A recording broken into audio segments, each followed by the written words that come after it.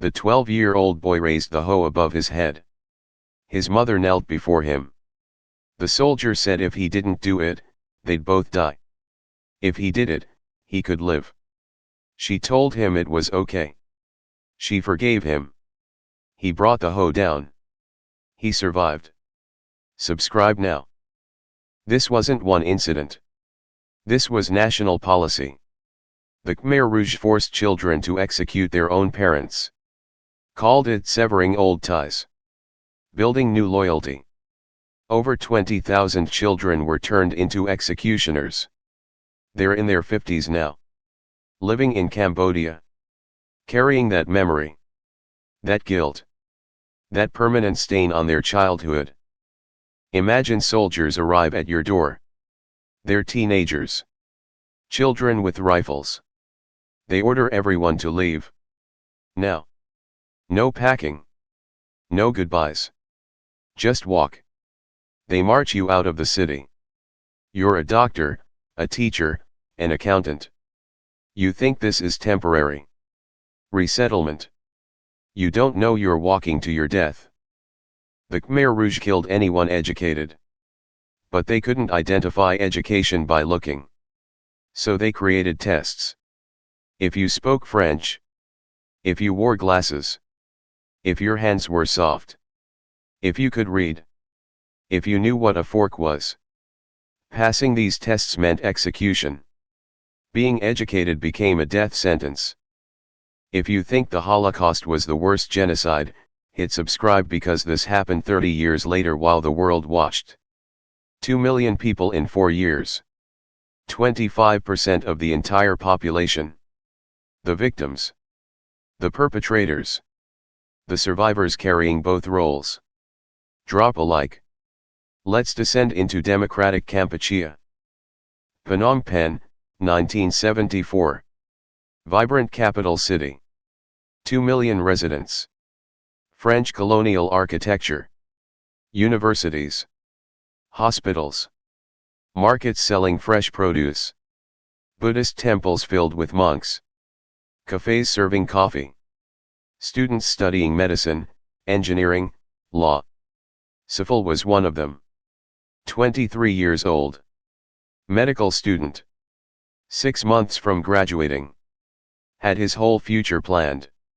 1 year remaining. April 17, 1975. The Khmer Rouge captured Phnom Penh. Soldiers entered the city. Young. Mostly teenagers from rural villages.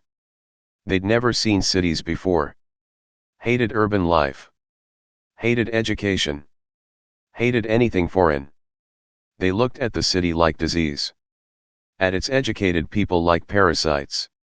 Their orders were simple: evacuate everyone. Immediately. Sifal hid his education. Burned his medical textbooks. Removed his watch. Dirted his hands. When questioned, he said he was a farmer. A simple rice farmer. The soldier looked at his soft hands. His clean fingernails. His posture. Didn't believe him. But let him pass. That day. That lie bought him time. Not safety. The evacuation killed thousands immediately. Hospitals emptied. Patients forced to walk post-surgery, patients with fresh wounds. Women in labor. Elderly on 4 drips dragging their stands. Those who couldn't walk were shot where they lay. Sifal watched doctors trying to help patients. The Khmer Rouge executed them. Punishment for showing compassion. The world knew. American embassy evacuated April 12, 5 days before Khmer Rouge arrived. Took American citizens. Left Cambodian staff behind. Employees who'd worked there for years.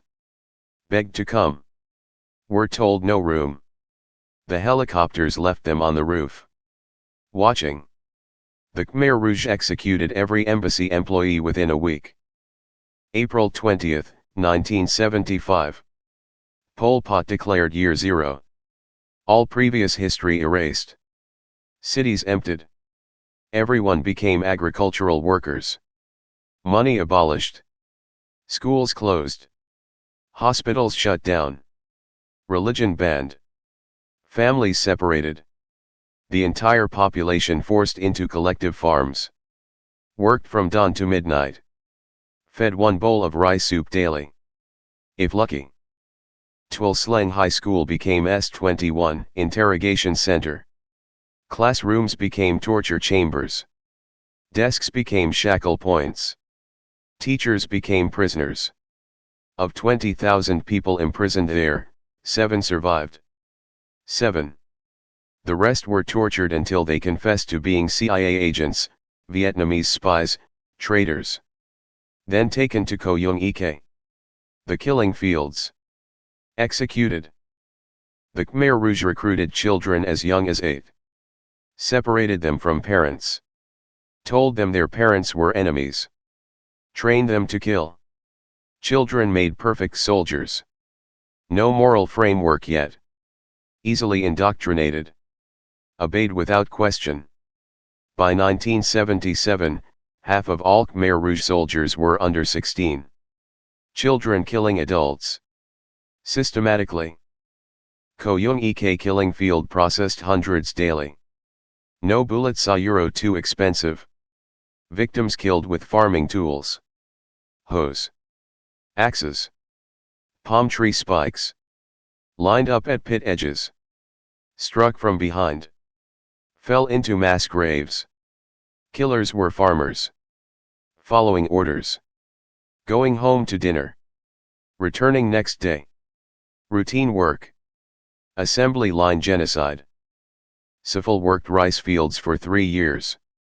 Never mentioned medical training. Never helped injured workers. Helping meant revealing knowledge meant death. Watched people die from treatable conditions. Infections.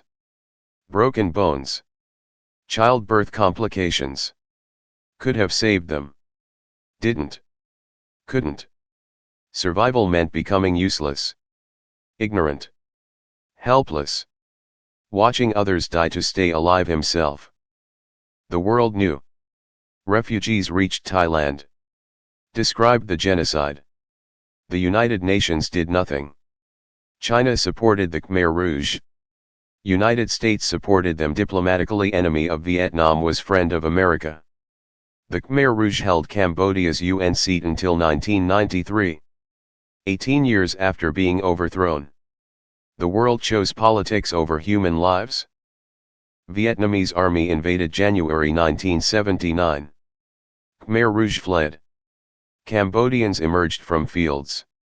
Skeletal. Traumatized. Families destroyed. 2 million dead from 8 million population. Mass graves everywhere. The soil of Cambodia was human remains. Vietnamese soldiers found S-21. Found the torture rooms. Found the photographs. Found the evidence. The world finally saw. Pol Pot fled to Thai border. Chinese government protected him. Lived in jungle camps for 19 years. Never faced trial. Never admitted guilt. Died April 15, 1998.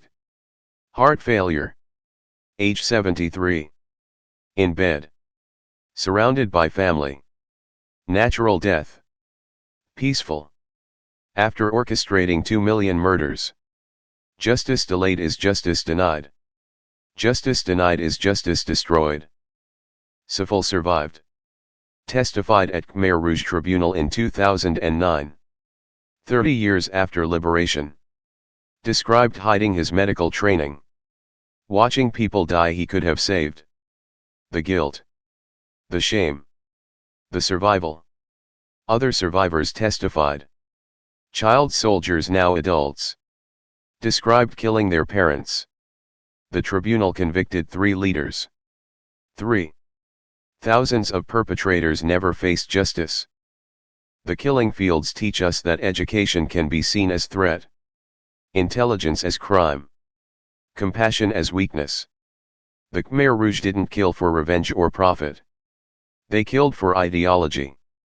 For vision of pure agrarian society. Ideas killed 2 million people. Abstract concepts turned into concrete graves. Philosophy implemented through genocide. Theory requiring corpses. They killed everyone who could read, then wondered why the country collapsed into permanent darkness. This happened during our parents' lifetime. 1975 to 1979. The perpetrators are still alive. Some live in Cambodia. Some teach in schools. Some run businesses. Most were never punished. If you believe this history must be taught, subscribe. If this changed how you see ideology, comment below. And remember, the Khmer Rouge convinced children that education was evil, intelligence was crime, and killing was patriotism. It took 4 years to murder 2 million people. It took 1 generation to forget. Don't let that happen. Subscribe to remember.